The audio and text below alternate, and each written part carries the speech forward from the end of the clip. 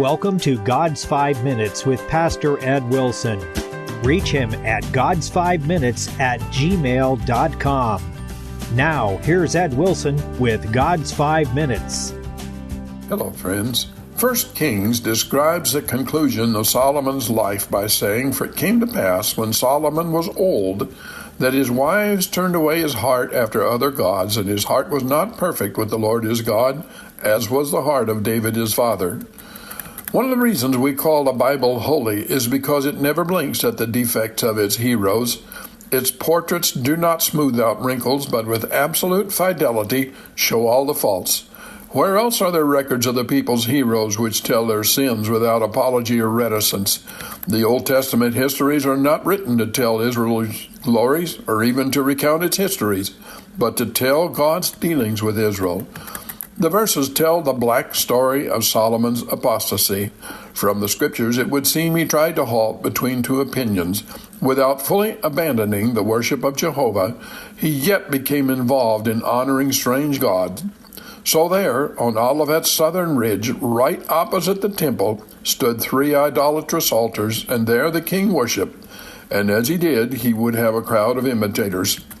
Solomon's unrestrained and monstrous polygamy sapped his manhood and his principles, darkened his clear spirit, blinded his keen eye, and turned a youth of lofty aspiration and a manhood of noble accomplishment into an old age without dignity, reverence, or calm.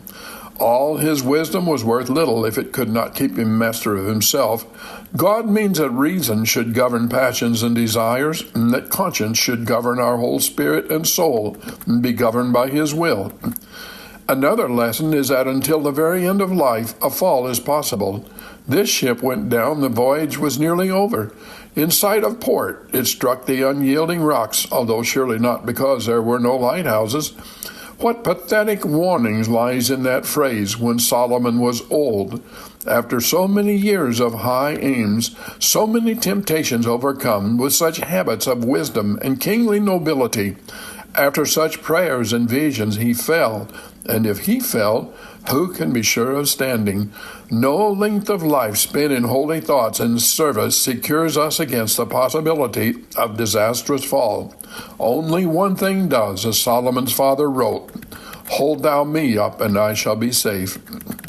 Well, it's not ours to pronounce Solomon's final condition, but he stands on the pages of Bible history a sad, ruined figure, and as such he is a warning to all of us, young and old alike, to take heed that the cares of life and the corrosive rust of years do not tarnish the luster of early consecrations or make us cynically ashamed of the unselfishness of our early spirituality.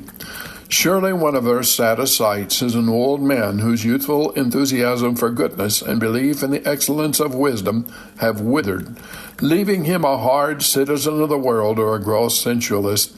Better the early days when he was obscure and poor and believed in wisdom and in the God of wisdom than the late ones when worldly success has spoiled him.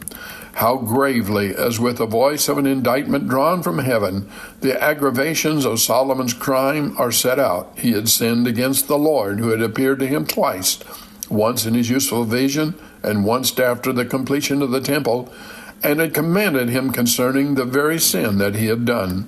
Sin is made more sinful by the abundance of God's favors and the plainness of his commands.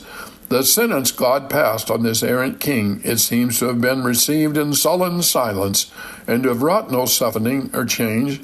Like all God's threatening, it was spoken that it might not be inflicted. If Solomon had repented, judgment could have been mitigated. But he was too far gone to be stopped, though he had God's own word for it, that he is ruining his kingdom by his sin. Has God ever spoken likewise to you, friend? How strange it is that people will put out their hands to grasp their sins, even though they have to stretch across the flame and smoke of the pit for them. Have you talked to God today? You have been listening to God's 5 Minutes with Pastor Ed Wilson. Reach him by email at GodsFiveMinutes@gmail.com. Tune in next time to hear more encouraging thoughts from God's Word on God's 5 Minutes with Pastor Ed Wilson.